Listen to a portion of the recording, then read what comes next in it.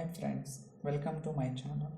So మనం last క్లాస్లో operators గురించి డిస్కస్ చేసాం. సో ఈరోజు క్లాస్లో ఏంటంటే అగ్రిగేట్ ఫంక్షన్స్ ఏంటి, అలానే group by class, having class, ఈ మూడు కాన్సెప్ట్ల గురించి మనం డిస్కస్ చేద్దాం. సో మనకు తెలుసు అగ్రిగేట్ ఫంక్షన్స్ ఏమి ఉంటాయని. Okay, so let me write it. Aggregate functions so like మనకి sum, min, max, average, count. Okay, ఇలా మనకి అగ్రిగేట్ ఫంక్షన్స్ అనేది ఉన్నాయన్నమాట. సో ఈ అగ్రిగేట్ ఫంక్షన్స్ ఎలా యూజ్ చేయాలి ఏంటి అనేది సో ఈరోజు వీడియోలో will try to see that. అలానే గ్రూప్ బై ఎలా చేస్తారో, హ్యావింగ్ క్లాస్ ఎందుకు అనేది కూడా will try to understand. Okay, so ఈరోజు ఎగ్జాంపుల్ పర్పస్ నేను ఈ టేబుల్ తీసుకుంటాను, ఎంప్లాయ్ అనే టేబుల్. సో ఫస్ట్ ఎగ్జిక్యూట్ చేస్తాను. చూడండి ఇక్కడ, సో ఐడి, ఫస్ట్ నేము, జెండరు, డిపార్ట్మెంట్, సాలరీ, ఇలా సో నాకు 5 కాలమ్స్ ఉన్నాయి అన్నమాట. ఓకే, సో ఇప్పుడు ఈ టేబుల్ మీద అగ్రిగేట్ ఫంక్షన్స్ ఏదైతే చెప్పానో ఆ ఫంక్షన్స్ కూడా నేను సో ఇంప్లిమెంట్ చేస్తాను. Okay, let's try to understand.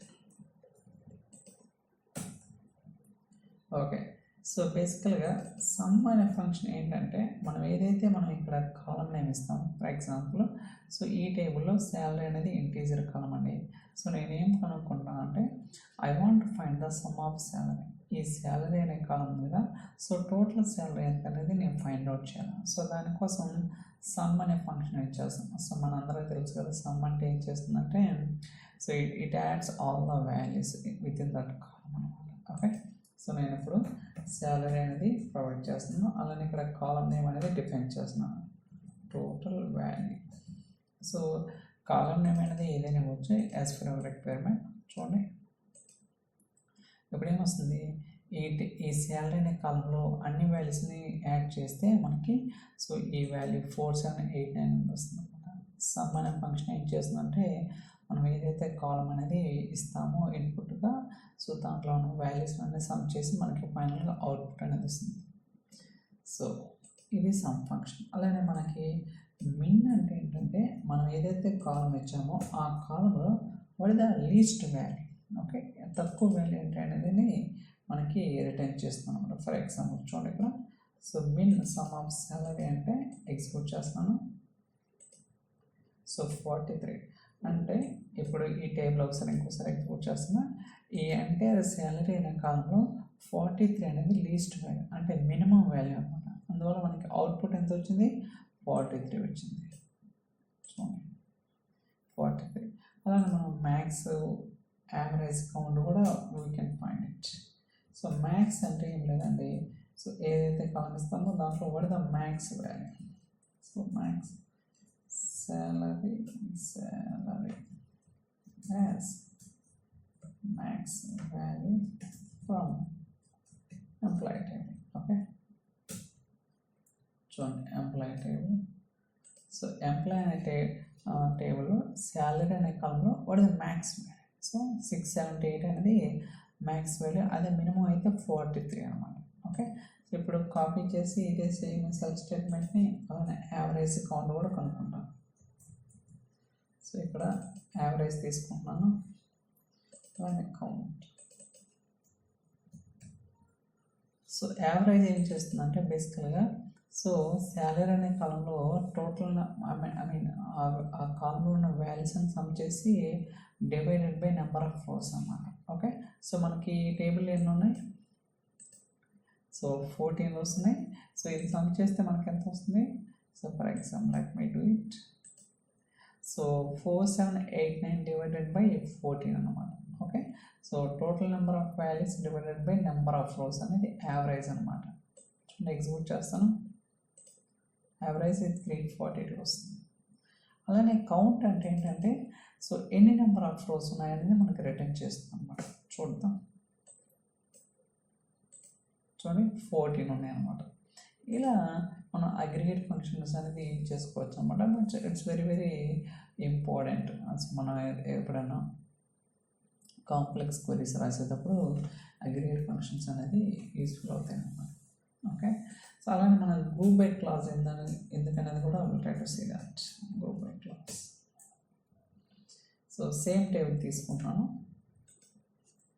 So let me execute. Okay, ఇప్పుడు చూడండి. సో గ్రూప్ బై క్లాస్ ఎందుకంటే మనం డేటాని గ్రూప్ చేయొచ్చు అన్నమాట. సో ఫర్ ఎగ్జాంపుల్ ఇక్కడ ఈ ఎగ్జాంపుల్ తీసుకుంటే సో నాకు డిపార్ట్మెంట్ వైజ్గా శాలరీ కావాలి. ఓకే, డిపార్ట్మెంట్ వైజ్గా సమ్ ఆఫ్ శాలరీ కావచ్చు, మ్యాక్సిమం శాలరీ కావచ్చు, మినిమం శాలరీ కావచ్చు. We can find it anything అనమాట. Okay, not only sum, we can use any aggregate functions అనేది యూజ్ చేసుకోవచ్చు అన్నమాట. So just grouping the data based అని some columns. So gender wise అయినా group చేయొచ్చు, లేదా సిటీ కానీ డిపార్ట్మెంట్ కానీ whatever it is. Okay, so group by nothing but మనం డేటాని గ్రూప్ చేసేది సర్టన్ కాలం బేస్ మీద చేస్తాము. ఫర్ ఎగ్జాంపుల్ ఈ కేసులో సో నేను ఈచ్ డిపార్ట్మెంట్ వైజ్ వాళ్ళ యొక్క శాలరీ అనేది ఫైండ్ అవుట్ చేయాలనుకుంటున్నాను. Okay, so let me write it. Department comma some of salary as total salary from table group by department. So ఇది ఎగ్జిక్యూట్ చేస్తాం. చూడండి, ఇక్కడ మనకు అవుట్పుట్ ఏమొస్తుందంటే ఈచ్ డిపార్ట్మెంట్ వైజ్ వాటి యొక్క సమ్ ఆఫ్ శాలరీ అంత. ఇందాకండి మనం 14 rows ఉన్నాయి, బట్ ఇప్పుడు ఏంటి 3 rows వచ్చినాయి. ఎందుకంటే మనం గ్రూపింగ్ అనేది చేస్తున్నాం కాబట్టి. ఓకే, ఇలా మనం సో ఒక కాలమే కాదు 2-3 కాలమ్స్ అయినా చేయొచ్చు అనమాట. ఫర్ టైమింగ్ మీరు హార్డ్వేర్ అనే డిపార్ట్మెంట్ యొక్క శాలరీ, ఐటీ అలానే సాఫ్ట్వేర్ మీరు కావాలనుకుంటే జెండర్ కూడా మెన్షన్ చేయొచ్చు. ఓకే, సో సింగిల్ కాలం కాదు మల్టిపుల్ కాలమ్స్ అయినా ఇవ్వచ్చు అనమాట జెండర్. చూడండి, సో ఇప్పుడు అది ఎగ్జిక్యూట్ చేస్తాను, బట్ ఇప్పుడు ఏంటంటే ఎర్రర్ వస్తుంది అనమాట. ఎందుకు ఎర్రర్ వస్తుందంటే సో ఈ పాయింట్ మనం గుర్తుంచుకోవాలి. మనం ఏదైతే సెలెక్ట్ స్టేట్మెంట్లో సో డిఫైన్ చేసామో గ్రూప్ బై కింద ఆ కాలమ్స్ అనేది మస్ట్ అండ్ షుడ్గా ఇక్కడ కూడా ఉండాలన్నమాట. Okay, group బైలో. సో ఇప్పుడు ఏంటి, నేను డిపార్ట్మెంట్ జెండర్ బేస్ చేసుకొని సమ్ ఆఫ్ శాలరీ అనేది ఫైండ్ అవుట్ చేస్తున్నాను. బట్ గ్రూప్ బై క్లాస్లో ఏం స్పెసిఫై చేశాను, ఓన్లీ డిపార్ట్మెంట్ మాత్రమే, జెండర్ అనేది స్పెసిఫై చేయలేదు, ఇంటెన్షనల్గా చేయలేదు అనమాట. ఎందుకంటే ఎర్రర్ రావడానికి అనమాట. ఓకే, సో ఖచ్చితంగా మనం స్పెసిఫై చేస్తేనే చూడండి జెండర్. ఇప్పుడు మనకి ఈచ్ డిపార్ట్మెంట్లో సో జెండర్ వైజ్ వాళ్ళకి శాలరీ అంత. సో హార్డ్వేర్ డిపార్ట్మెంట్లో ఫీమేల్ యొక్క శాలరీ, అలానే ఐటీ మేల్ సంథింగ్. సో ఇలా మనం we can group the data based అది సో సమ్ కాలమ్స్ అన్నమాట. ఓకే, సో ఒక్కోసారి ఇలా కూడా రాయొచ్చు. అంటే సో మనం కాలమ్స్ అనేది గ్రూప్ బైలో స్పెసిఫై చేయాలి మ్యాండేటరీగా, బట్ ఇక్కడ ఆప్షన్ అనమాట. అంటే ఈ వచ్చిన అవుట్పుట్లో మీరు సెలెక్ట్ స్టేట్మెంట్లో స్పెసిఫై చేయకపోయినా ఏం కదా, బట్ గ్రూప్ బైలో ఖచ్చితంగా చేయాలన్నమాట.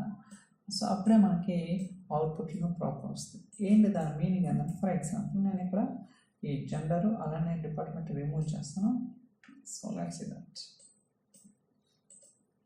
ఓకే, చూడండి సేమ్ అవుట్పుట్ ఇందాక గ్రూప్ బై చేస్తే ఎలా వచ్చిందో సేమ్ సమ్ ఆఫ్ శాలరీ ఇక్కడ కూడా అదేనమాట.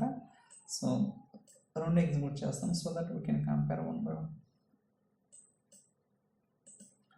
చూడండి ఇక్కడ so same 5 rows 5 rows. But ఏంటంటే మనం సెలెక్ట్ స్టేట్మెంట్లో ఏంటంటే సో ఎక్స్ప్లిసిట్గా చెప్పామన్నమాట. ఓకే, ఈచ్ డిపార్ట్మెంట్ జెండర్ వాళ్ళ యొక్క శాలరీ ఎంత అనేది. బట్ ఇక్కడ ఏంటంటే గ్రూప్ చేసామని ఇక్కడ కూడా కాలం నేమ్స్ అనేది చెప్పలేదు అనమాట. ఓకే, సో ఇలా మనం ఏంటంటే డేటాని గ్రూప్ చేయొచ్చు. ఈవెన్ సమ్మే కాదు, మనం కావాలంటే మ్యాక్స్ కూడా తీసుకోవచ్చు, లేకపోతే మినిమం తీసుకోవచ్చు. We can do different.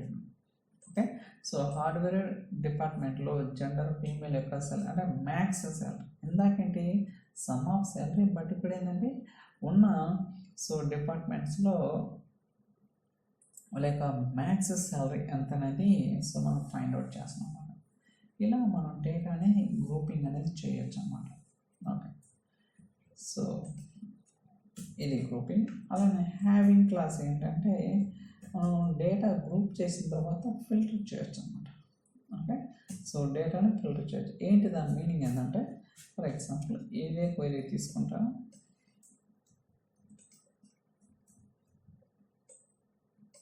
So ఇప్పుడు నేనేంటి ఈచ్ డిపార్ట్మెంట్ జెండర్ వైజ్ వాళ్ళ యొక్క మ్యాక్స్ సాలరీ ఫైండ్ అవుట్ చేస్తున్నాను. ఓకే, గ్రూపింగ్ చేసి ఎగ్జిక్యూట్ చేస్తున్నాను. ఇప్పుడు వచ్చిన అవుట్పుట్ మీద మీరు ఫిల్టర్ చేయాలనుకుంటే, అంటే సో మనం గ్రూపింగ్ చేస్తే ఇలా మనకి 4 rows వచ్చినాయి కదా, 5 rows వచ్చినాయి కదా, ఆ వచ్చిన డేటా మీద కూడా మీరు if you want to do any grouping we can go for the having class. అంటే మీనింగ్ ఏంటంటే హ్యావింగ్